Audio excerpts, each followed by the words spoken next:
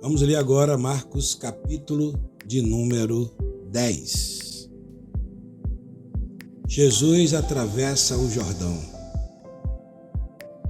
Levando-se Jesus, foi dali para o território da Judéia, além do Jordão, e outra vez a multidão se reuniram junto a ele.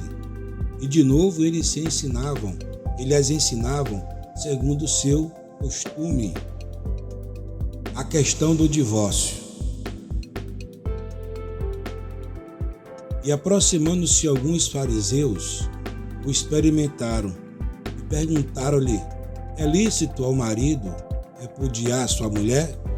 Ele lhe respondeu: que vos ordenou Moisés? Tornaram a eles. Moisés permitiu lavrar carta de divórcio. Moisés permitiu lavrar carta de divórcio e repudiar. Mas Jesus lhe disse: por causa da dureza do vosso coração, ele vos deixou escrito este mandamento. Porém, desde o princípio da criação, Deus o fez homem e mulher. Por isso deixará o homem seu pai e mãe, unir-se-á a sua mulher, e com a sua mulher serão os dois uma só carne. De modo que já não são dois, mas uma só carne. Portanto, o que Deus ajuntou, não separe o homem. Em casa, voltaram os discípulos e interrogaram-lhe sobre este assunto. E ele lhe disse: quem repudiar sua mulher e casar com outra, comete adultério contra aquela? E se ele repudiar seu marido e casar com outra, comete adultério? Jesus abençoa as crianças. Então lhe trouxeram algumas crianças para que as tocasse. Mas os discípulos repreendiam.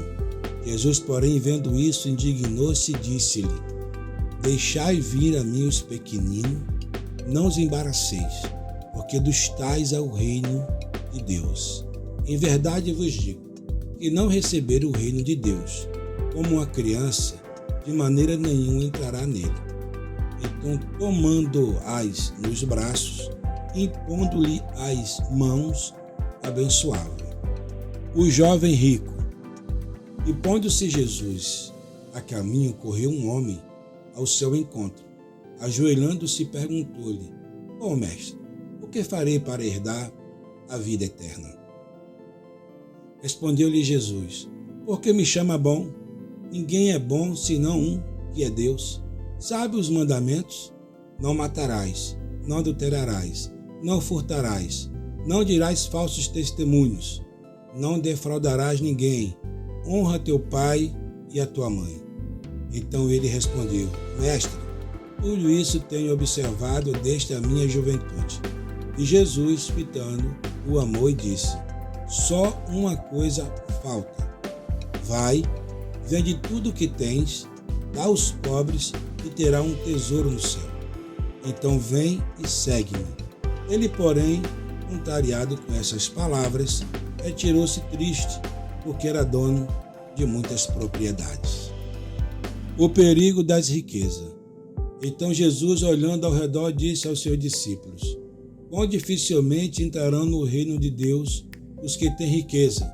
Os discípulos entranharam nessas palavras, mas Jesus insistiu em dizer-lhe: filho, quão difícil é para os que confiam nas riquezas entrar no reino de Deus. É mais fácil passar um camelo pelo fundo de uma agulha do que entrar um rico no reino de Deus.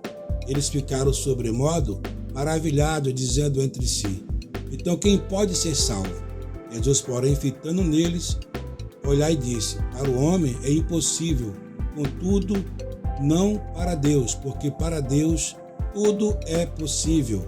Então Pedro começou a dizer-lhe: eis que nós todos deixamos de te seguir. Tornou Jesus: em verdade vos digo que ninguém há que tenha deixado casa, ou irmão, ou irmã, ou mãe, ou pai, ou filhos, ou campos por amor de mim e por amor do Evangelho, que não receba, já no presente, o centuplo de casas, irmãos e irmãs, mães e filhos, e campos, com perseguição, e no mundo por vir, a vida eterna. Porém, muitos primeiros serão os últimos, e os últimos serão os primeiros. Jesus ainda outra vez prediz sua morte e ressurreição. Estava de caminho subindo para Jerusalém, e Jesus ia diante dos seus discípulos. Este se admirava e o seguiram tomando de apressões.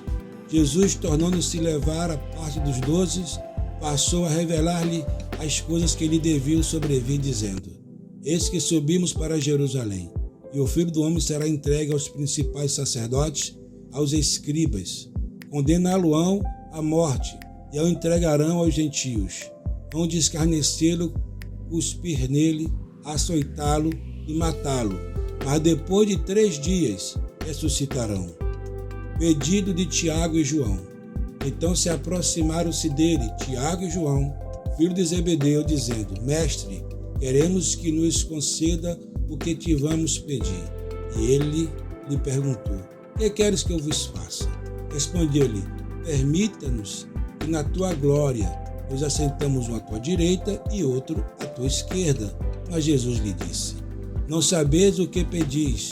Podeis vós beber o cálice que eu bebo, ou receber o batismo com que eu sou batizado? Disseram-lhe: Podemos tornar-lhe? Podemos. Tornou-lhe Jesus a dizer: Bebereis o cálice que eu bebo, recebereis o batismo com que eu sou batizado. Quando, porém, ao assentar-se à minha direita ou à minha esquerda, não me compete concedê-lo, porque é para aquele a quem está preparado. Ouvindo isso, indignaram-se.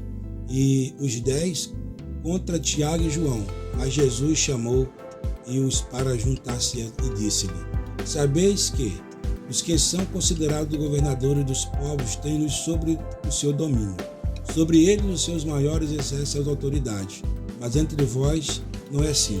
Pelo contrário, quem quiser tornar-se grande entre vós, será esse o que vos sirva. E quem quiser ser o primeiro entre vós, será servo de todos.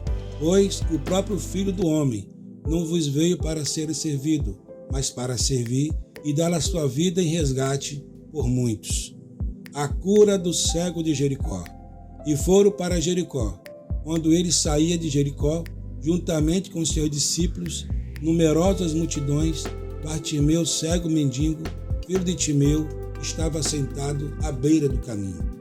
Ouvindo que era Jesus, o Nazareno, pôs-se clamar: Jesus, filho de Davi, tem compaixão de mim. E muitos repreendiam para que se calasse. Mas ele cada vez gritava mais: Filho de Davi, tem misericórdia de mim. Parou Jesus e disse: Chamai-o. Chamaram então o cego, dizendo-lhe: Tem bom ânimo, levanta-te, e ele te chama. Lançando-se a capa, levantou-se de um salto e foi ter com Jesus. Perguntou Jesus: Que queres que eu te faça? Respondeu o cego: Mestre, que eu torne a ver. Então Jesus lhe disse: Vai, a tua fé te salvou. Imediatamente tornou a ver e seguiu Jesus a estrada afora. Assim é Jesus. Escuta a voz dele, porque hoje ele te diz: Vem, então vem. Jesus te ama. Até a próxima.